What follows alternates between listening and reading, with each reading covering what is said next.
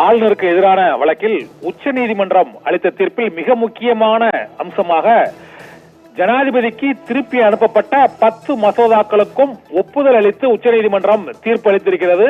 ஒப்புதல் அளித்தது பேரறிவாளன் வழக்கிற்கு பிறகு உச்சநீதிமன்றத்தின் 142வது சட்டப்பிரிவை பயன்படுத்தி சிறப்பு அதிகாரம் மூலமாக இந்த 10 மசோதாக்களுக்கும் ஒப்புதல் அளிக்கப்பட்டிருக்கிறது.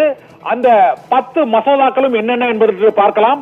தமிழ்நாடு மீன்வள பல்கலைக்கழக மசோதா, தமிழ்நாடு கால்நடை மருத்துவ அறிவியல் பல்கலைக்கழக மசோதா, பல்கலைக்கழகங்கள் சட்ட திருத்த மசோதா, டாக்டர் அம்பேத்கர் சட்ட பல்கலைக்கழக மசோதா உள்ளிட்ட 10 மசோதாக்களுக்கும் அரசியலமைப்பு சட்டப்பிரிவு 142வது பிரிவை பயன்படுத்தி உச்சநீதிமன்றத்தின் சிறப்பு அதிகாரங்கள் மூலமாக அவை இப்போது சட்டமாக்கப்பட்டு விட்டன. ஆளுநர் ஆர் என் ரவி நிறுத்தி வைத்த அந்த 10 மசோதாக்களும் இரண்டாவது முறையாக பேரவையில் நிறைவேற்றப்பட்டு அனுப்பி வைக்கப்பட்ட பிறகும் ஜனாதிபதிக்கு அனுப்பி வைக்கப்பட்டது.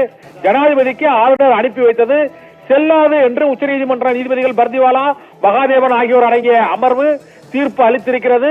செல்லாது என்று தீர்ப்பு அளித்திருப்பதன் மூலமாக 10 மசோதாக்களும் உச்சநீதிமன்றத்தின் சிறப்பு அதிகாரமான 142வது சட்டப்பிரிவை பயன்படுத்தி அவைக்கு ஒப்புதல் பெறப்பட்டிருக்கின்றன.